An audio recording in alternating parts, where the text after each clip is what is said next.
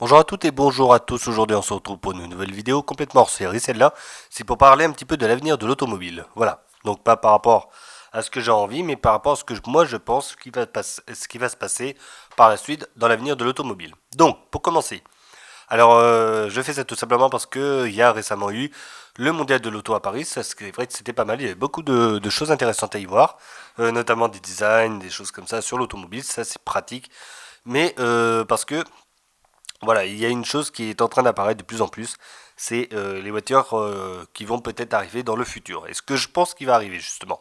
Donc je m'explique. Donc là, comme vous pouvez le voir, il y a à part la Tesla Model S qui est au milieu, donc en haut au milieu, le reste c'est des voitures qui sont venues et qui ont été exposées au mondial de l'automobile. Il y a le Peugeot e-Legend, la Tesla Model 3 qui se trouve en bas avec l'intérieur, comme vous pouvez le voir, la Peugeot e-Legend avec l'intérieur et puis une Audi e-tron. Voilà. Donc du coup, comment je vois l'avenir de l'automobile. Donc quand je dis ça, je parle bien évidemment d'ici 20 à 50 ans. Voilà, donc là on arrive vers 2020. Donc quand je dis 20, c'est 2040 jusqu'à 2070 à peu près. Voilà. Alors, moi, ce que je vois par rapport à ce qui se passe, donc déjà, on va se remettre dans le contexte et on va rester en France, on va pas parler des autres pays, mais en France, bien évidemment.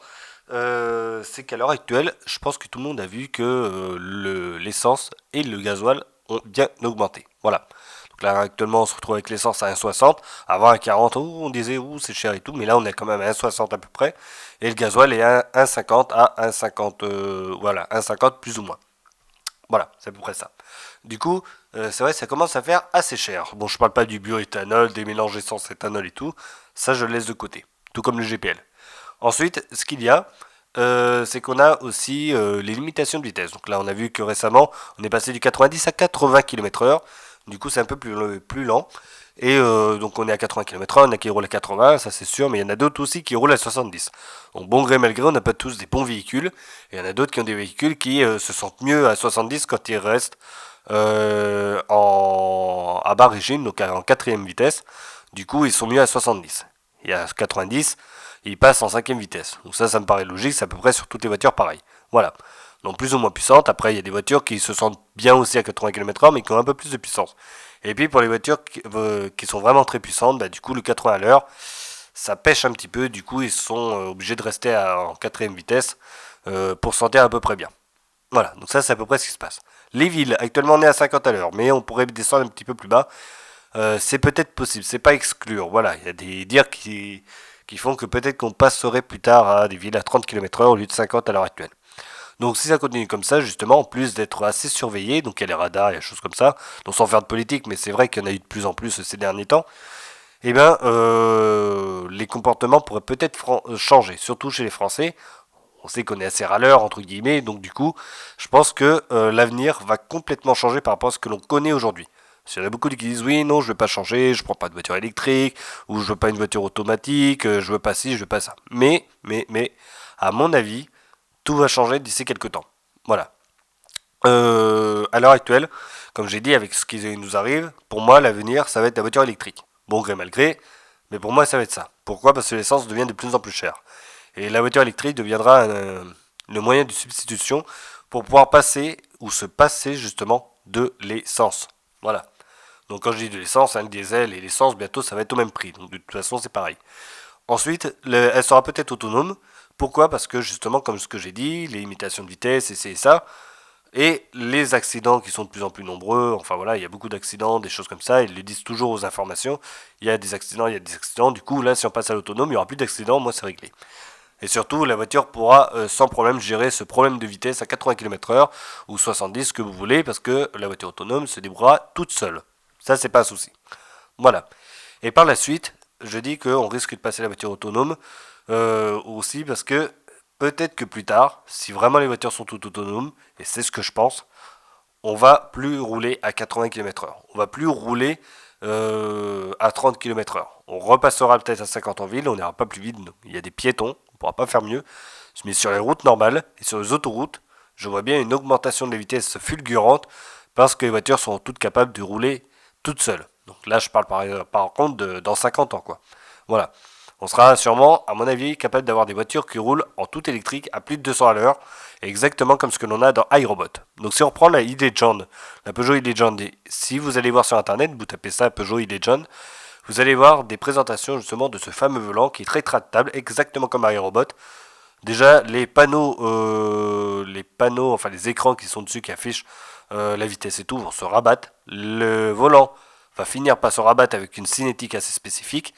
Et la barre de son qui permet de délivrer le son va retomber sur le volant pour le cacher. Et du coup, on n'a plus de volant, plus rien. La voiture est totalement autonome. Voilà. Et ça, du coup, c'est un petit peu comme dans iRobot avec le système pilote autonome et tout.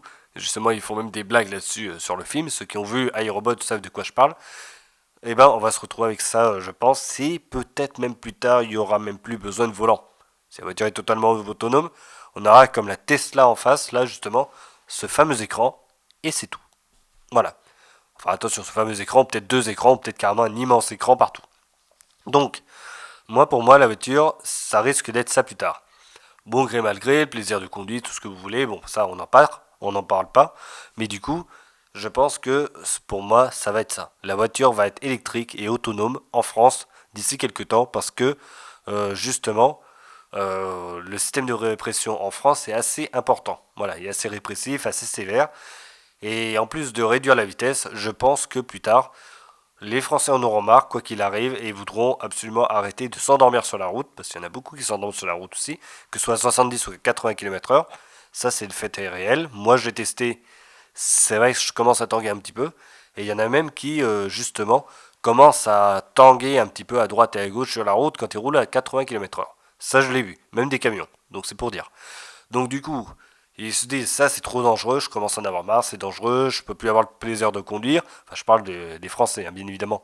Il y en a beaucoup qui vont penser ça et vont se dire bon bah le seul moyen c'est de passer à la voiture autonome et l'essence est trop chère, le seul moyen c'est de passer à la voiture électrique. Quid du système du nucléaire et tout chez nous, donc ça j'en passe, ça c'est de la politique après. Donc il y en a qui sont pour, il y en a qui sont contre, enfin il y en a beaucoup qui sont contre le nucléaire quand même. Il y en a aussi qui sont pour les développements durables, mais jamais chez eux. Donc voilà, je parle pour les éoliennes ou des choses comme ça par exemple. Donc ça c'est voilà, c'est des choses qui font vraiment débat. Donc du coup, pour le système de la transition énergétique, en plus d'avoir des voitures électriques qui vont pomper de plus en plus de courant, de choses comme ça, je sais pas comment ça va se passer, mais de toute façon, pour moi, on part à la voiture électrique directe. Voilà, quel que soit le style.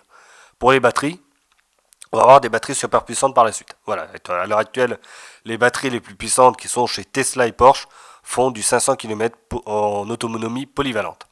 Donc quand je dis polyvalent, c'est ville, autoroute. Voilà, on fait tout.